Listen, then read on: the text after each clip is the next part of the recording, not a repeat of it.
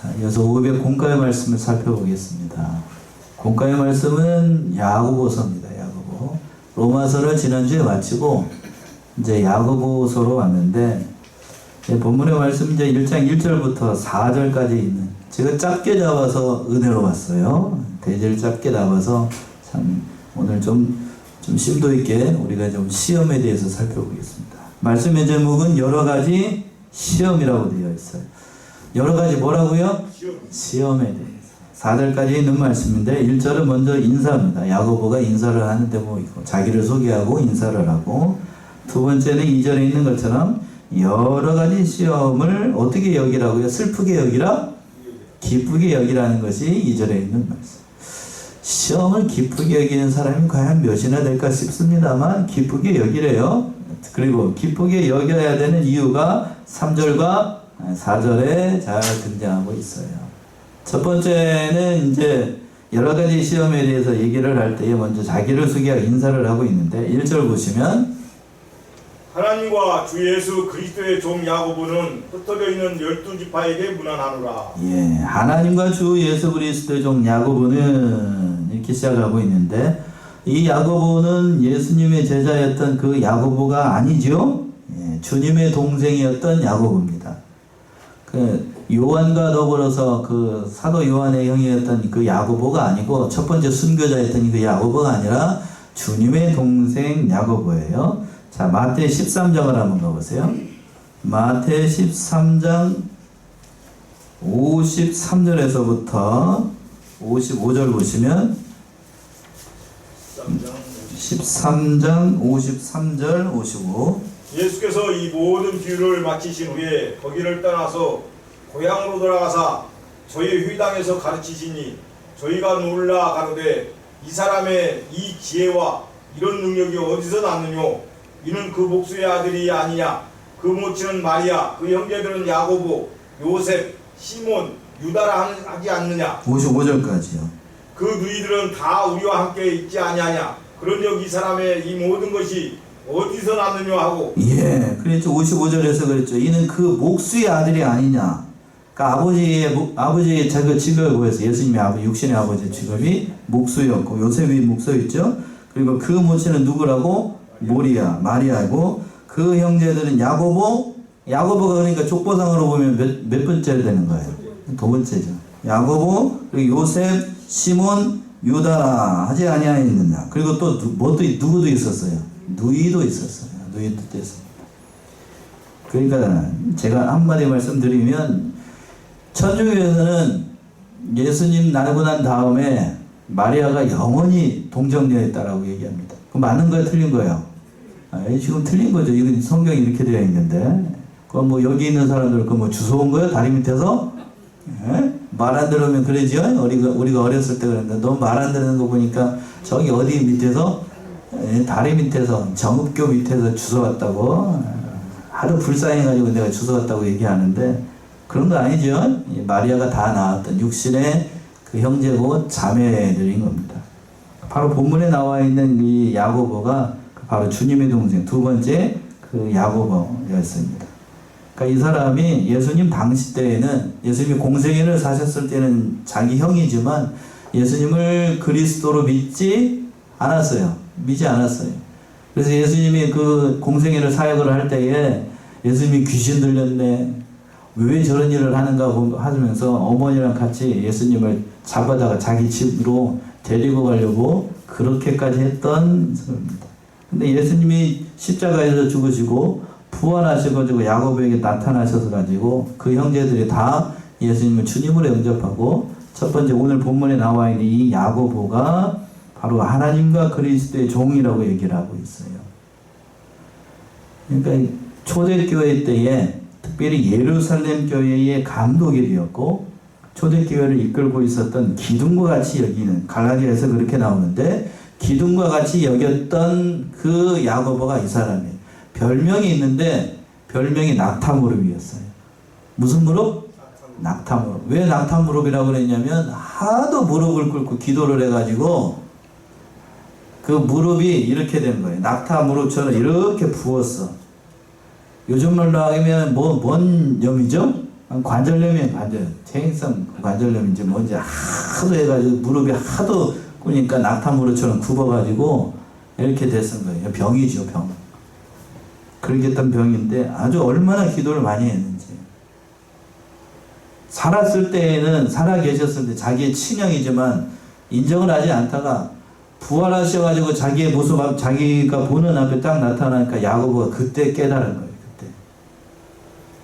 그때. 그러니까 예수님께서 그렇게 말씀하시죠. 내가 떠나가는 게 너에게 유익하다고 그랬는데 예수님께서 십자가를 지시고 돌아가시고 부활하셔가지고 이 육신의 형제들도 예수님이 진짜로 메시아라는 사실을 알게 됐으니까, 그러니까 예수님이 돌아가신 게 이 사람들에게는 유익이 됐던 거예요. 유익이 됐던 거. 그래서 종의 위치에서 그 몸된 교회를 섬겨나가고 초대교회 때에 예루살렘 교회를 잘 이끌고 나가 있었던 게바보다도 더, 게바가 누군데요? 베드로. 베드로보다도 더 높은 위치에 있었던 사람이 이 야고보예요, 야고보. 그러니까 야고보에 대해서 많이 예루살렘 교회가 의지를 했대요. 주님의 동생, 직접적인 바로 밑에 동생이기도 하고, 그리고 그렇게 기도를 많이 했다고 합니다. 야고보가 한마디 하게 되면 그게 곧 법이었어. 그 정도로 참 귀한 사람이 되었다라고 하는 거예요. 그런데 그 야고보가 얘기를 할 때에 오늘 본문의 말씀에서 4절까지 특별히 야고보서를 야고보가 썼는데 이 시험에 대해서 얘기를 많이 해요. 1장에서는 특별히 시험에 대해서 많은 얘기를 해요. 그 얘기를 하기 전에 먼저 흩어져 있는 12지파에게 문안한다라고 했는데 디아스포라 유대인들을 얘기를 하는데 저기로 할 때는 흩어졌다는 얘기는 그때 당시에 예수님이 돌아가시고 부활하셔가지고 예루살렘에 모여만 있는 걸 보고 핍박이 많이 일어났어요. 예수님의 그 부활을 증거하기 위해서 하나님께서 그래서 강제로 유대인들을 세계에 흩으셨어요.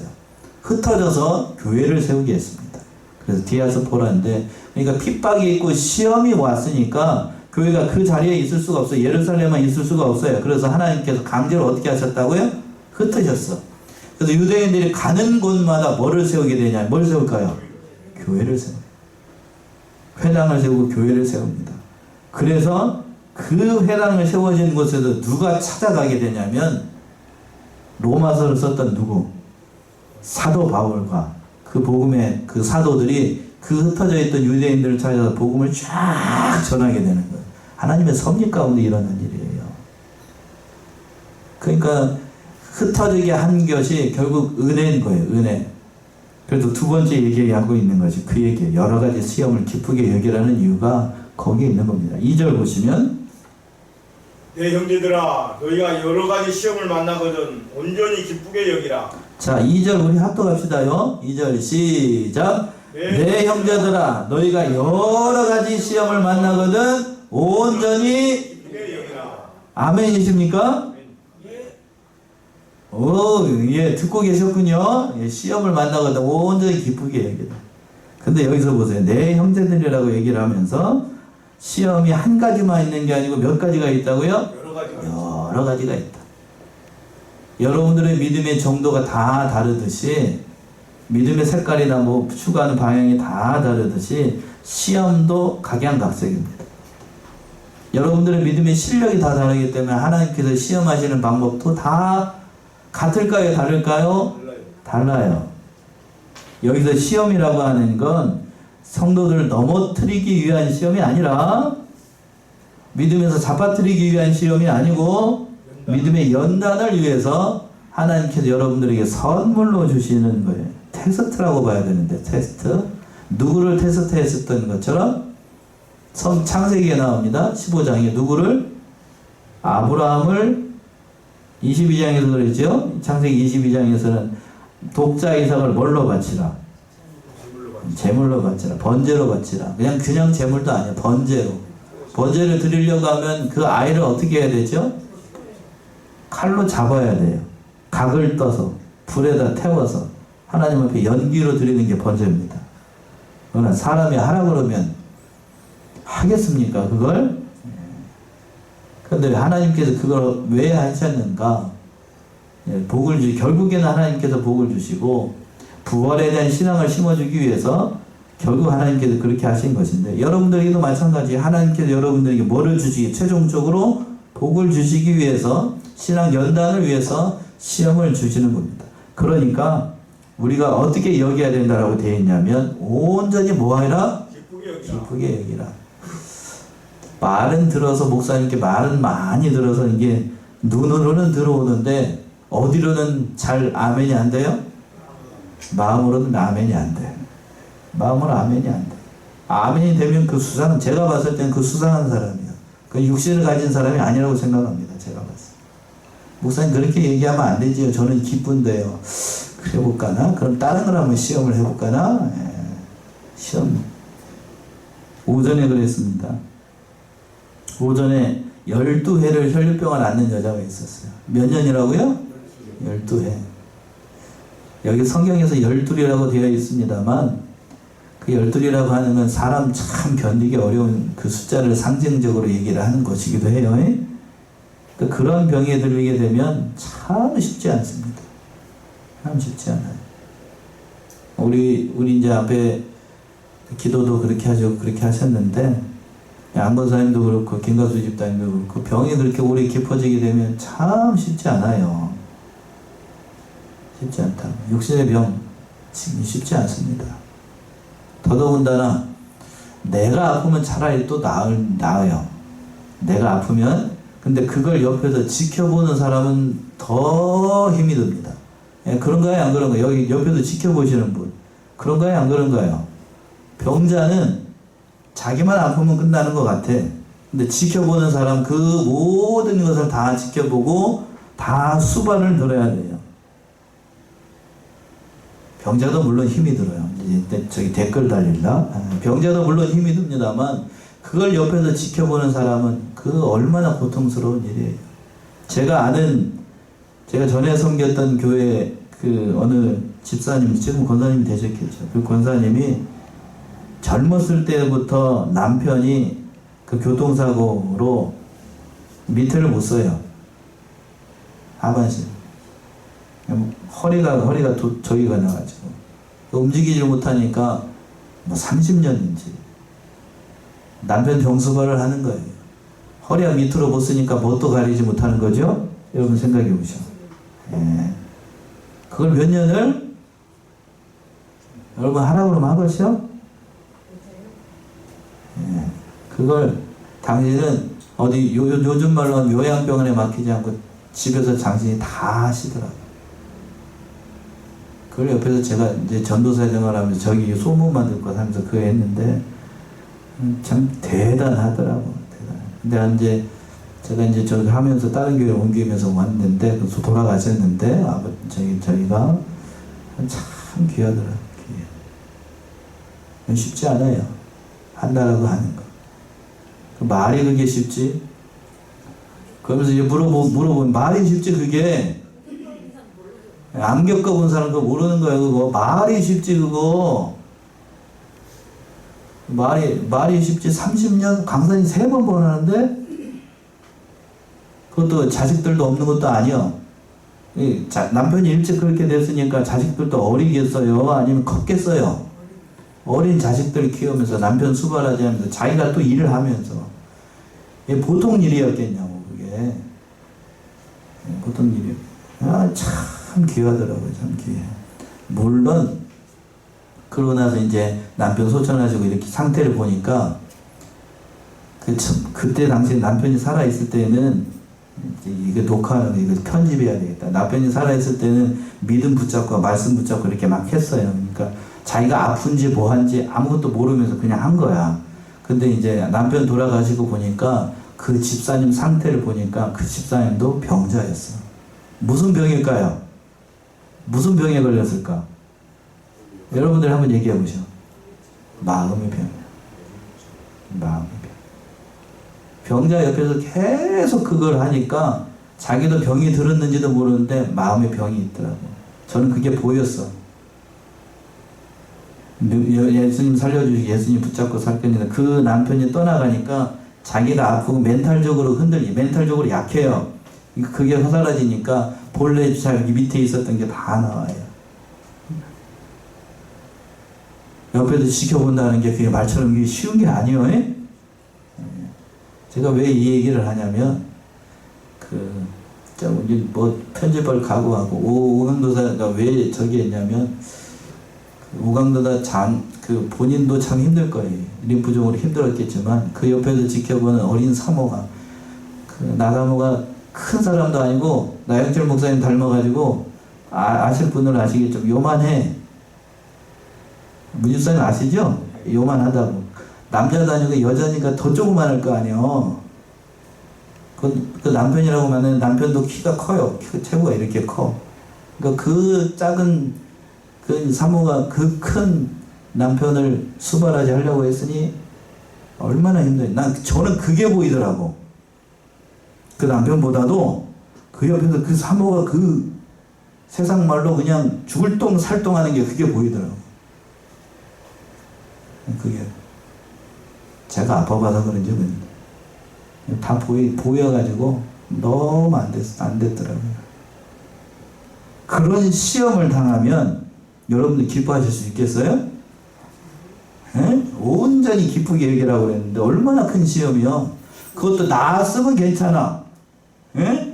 나았으면 괜찮은데 하나님 데려가 버리네. 그럼 어떻게 되는 거예요?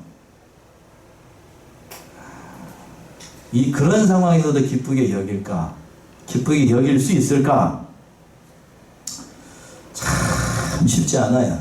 그것에 대한 답이 우리가 배웠어요. 로마서 8장 28절. 로마서 8장 28절 보세요. 성도들이 참 좋아하는 구절입니다만 그러나 알면 함부로 이것도 얘기 못해. 로마서 8장 28절. 우리가 알거니와 하나님을 사랑하는 자 그 뜻대로 부르심을 입은 자들에게는 모든 것이 합력하여 선을 이루는 예, 우리 같이 합독할까요? 합독할까요? 시작. 우리가 알거니와 하나님을 사랑하는 자 곧 그 뜻대로 부르심을 입은 자들에게는 모든 것이 합력하여 선을 이루느니라. 우리가 이제 이 말씀 좋아해가지고 이렇게 얘기를 합니다만 이게 결코 쉬운 고백이 아니라는 걸 우리가 잘 알 수 있습니다.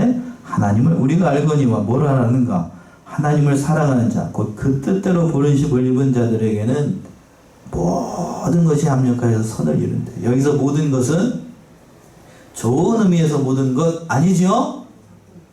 나쁜 것도 다 협력해서, 어려운 것도 다 협력해서, 하기 좋은 것만, 아니 하기 싫은 것도 다 협력해서 선을 이루는 거예요. 선을 이뤄요. 그러니까 우리가 시험 당할 때에, 어려운 일을 당할 때에 그런 생각을 해야 됩니다. 예수 믿기 때문에 신체적으로 어려운 병에 들어가지고 오늘 오전에 있는 것처럼 그런 병에 들을 수도 있고, 경제적으로 어려움 당하고, 또 몇 년 일하다 가정에서 직장에서 또는 국가로부터 그런 시험을 당할 때도 있어요. 코로나 우리가 19 될 때 얼마나 힘들고 괴로웠어요. 마스크 쓰고 예배 드려야 되고, 그것도 또 다른 사람들 시선 봐가면서 해야 되고, 그런 시험이 올 때 참으로 쓰러지지 않고 환난 가운데서도 넘어지지 않는 그런 신앙생활을 한다는 건 그 말처럼 쉬운 게 아니에요. 말처럼 쉽지 않다. 그래서 저희 고향에 있는 교회의 어느 권사님 기도하시는 걸 제가 들었다고 그랬잖아요. 그 권사님도 그걸 모르지 않을 거예요. 근데 기도를 어떻게 주일에 오후에 기도하는데 어떻게 기도하느냐면, 하나님 시험은 제발 주지 말고 뭐만 주시고 복만 주시고. 싫다는 거예요. 그 나이 드는 권사님도 뭐가 싫어? 시험 싫다고. 근데 그 알고 보니까 그 권사님 몸에 육신에 병이 많아. 얼마나 괴롭고 힘들면 세상에 공식 앞에 공예배 드리기 전에 대배 드리기 전에 예배를 드리는데 그 시험을 읽고 제발 뭐만 달라고? 복만 달라고 그러겠다. 싫다고. 자기도 싫어. 싫다는 거지. 저도 싫은데 뭐. 목사님 솔직히 하지, 목사가 뭐 거짓말할 수 없잖아. 저도 뭐 시험 싫어요. 싫다고. 복만, 여러분들이 아프지 않고 복만 받았으면 좋겠어.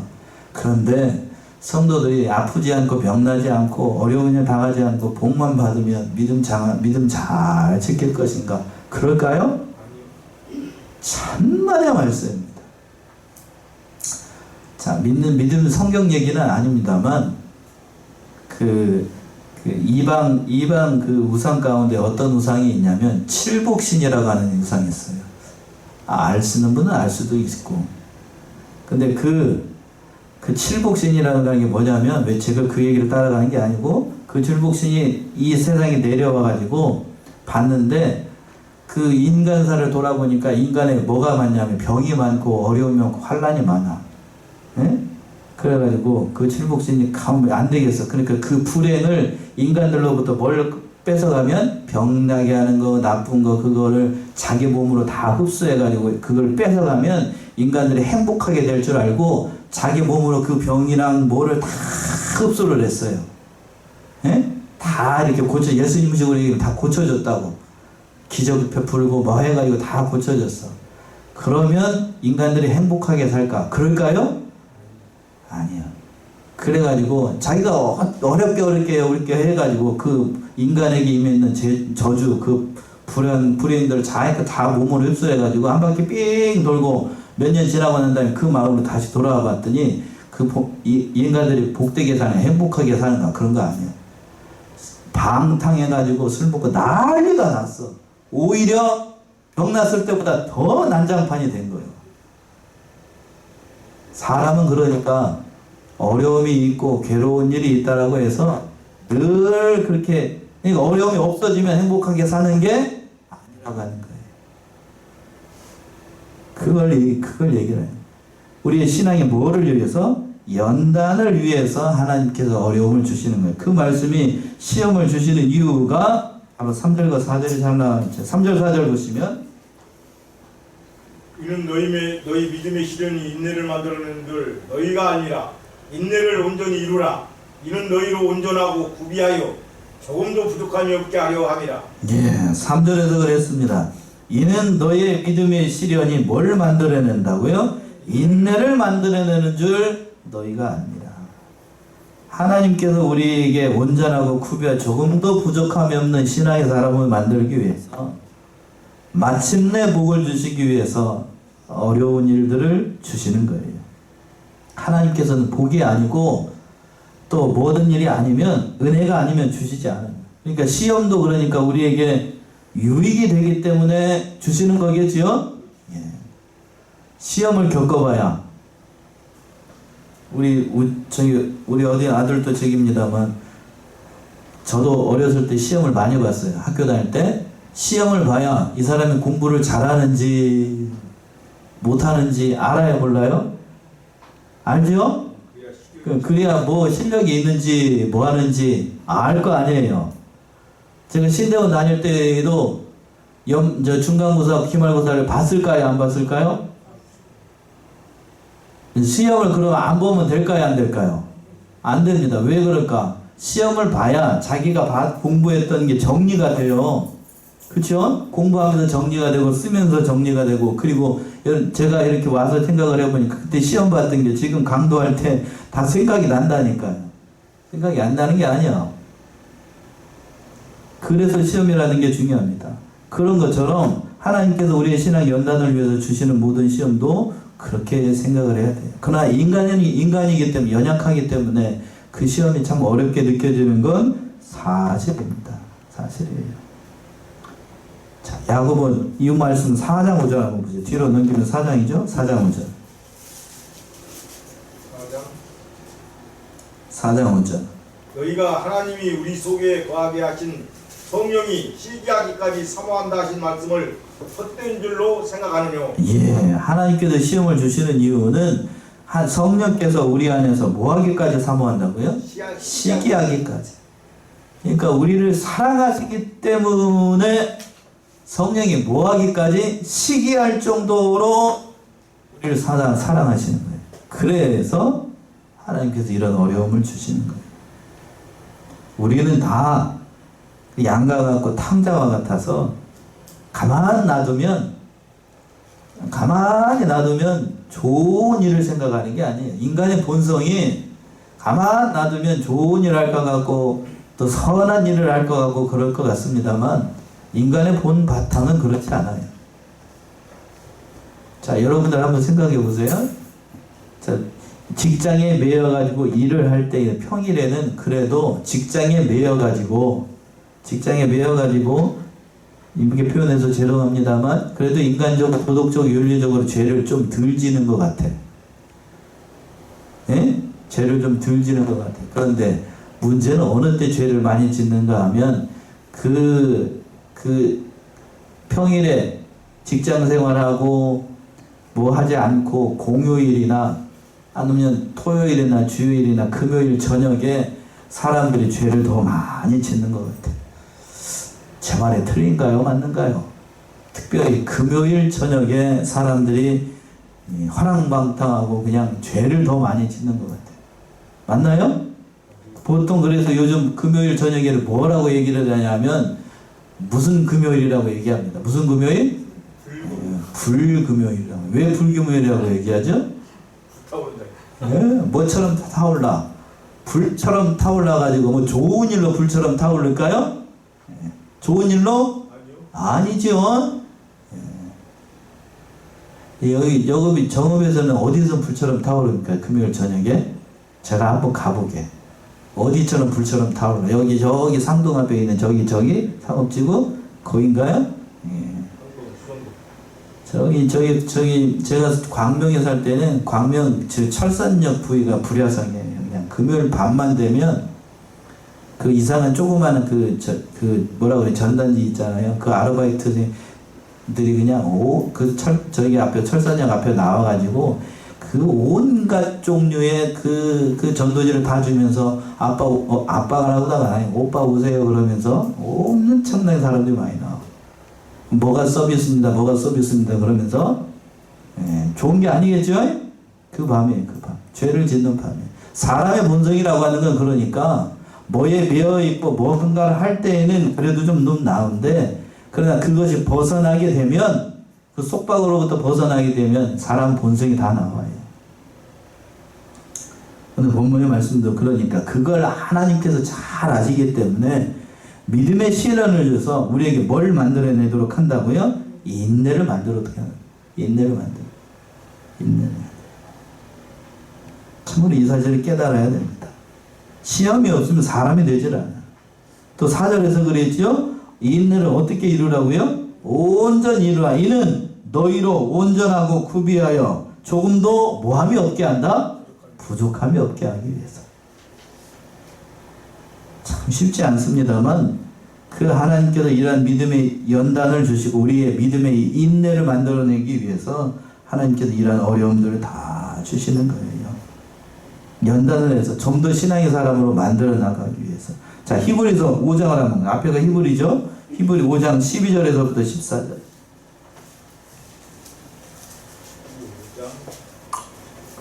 12절에서부터 14절. 하나님의 말씀은 살았고 운동력이 12절. 5장 12절. 때가 오름으로 너희가 마땅히 선생이 될 터인데 너희가 다시 하나님의 말씀의 초보가 무엇인지 누구에게 가르침을 받아야 할 것이니 젖이나 먹고 단단한 식물을 못 먹을 자가 되었도다.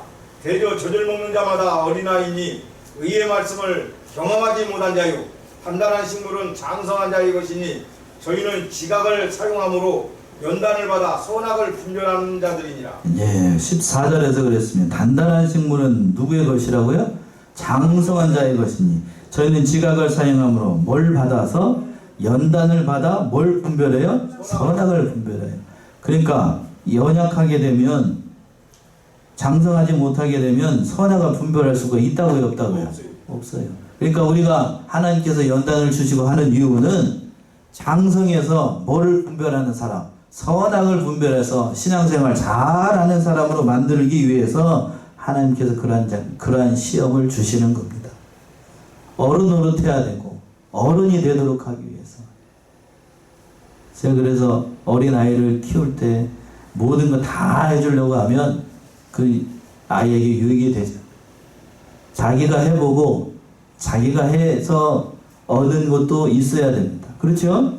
네, 그런 것처럼 하나님께서 그렇게 주시는 거예요.